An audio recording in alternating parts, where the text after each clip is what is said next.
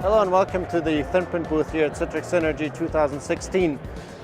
What I wanted to show to the audience here, or talk to the audience about for a second, in case you didn't have a chance to stop by, is that we are adding significant value for Citrix customers here in terms of printing. We've done this for the last 17 years in environments up to 200,000 users, and we're happy to have the opportunity here for the first time to showcase high availability, load balancing, and maintenance for printing.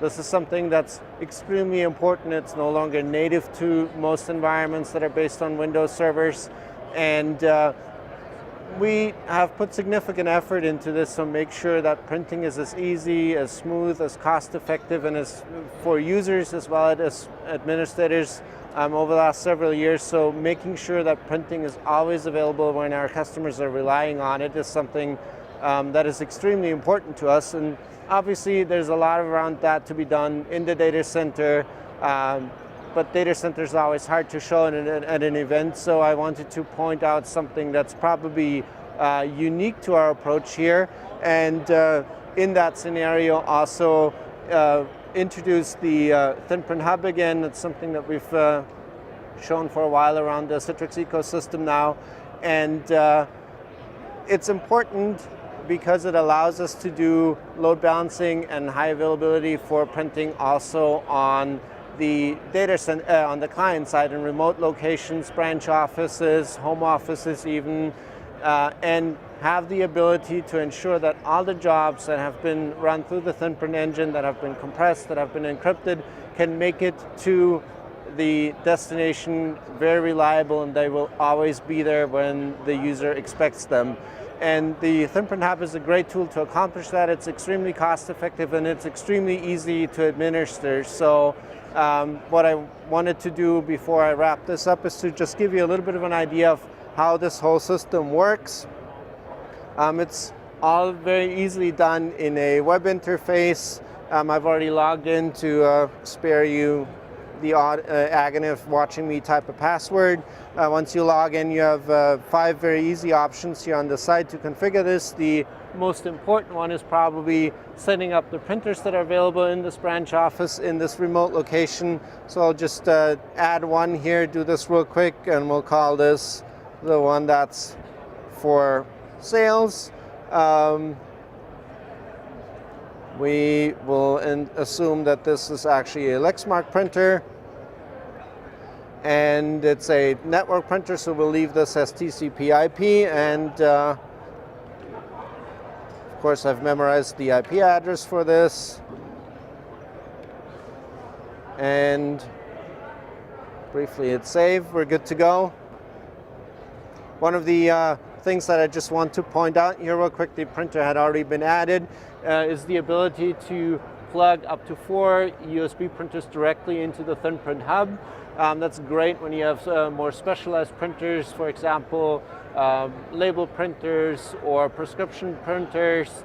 You can add those and they immediately become available in the environment via the network. And then to kind of go, speaking of network, the next option here is a very simple I guess configuration interface for the network settings for the device. You do your, you give the device a name, give the device an IP address, or have it pick one up via DHCP.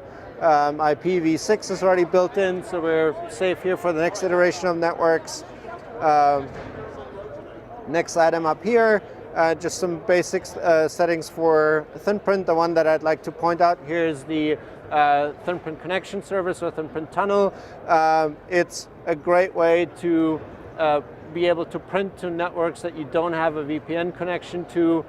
We will have the ThinPrint Hub paying a ThinPrint component in your DMZ, so that as soon as a job is available or required to be printed to a particular printer that this hub is serving, there's a connection that you can reply to. I guess the more network-focused people will call that a reverse tunnel.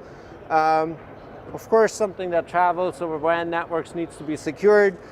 So here's a very easy way to add certificates to it. We believe it's important that you use your own certificates that fit your environment, not a generic certificate that is potentially much more vulnerable to attacks and just generally too openly available to the general public. And then last but not least, for those who are so inclined, some nice options here for administering the actual ThinPrint hub.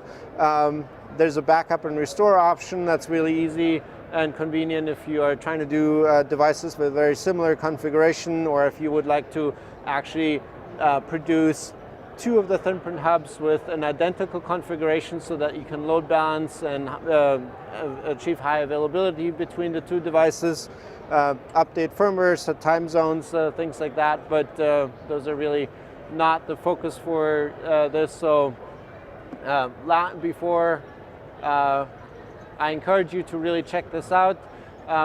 If you're still here at the event, come by. If you're seeing this after the event, then please do give us a call or send us an email. And other than that, thank you very much for your attention. It's been great to be at Synergy.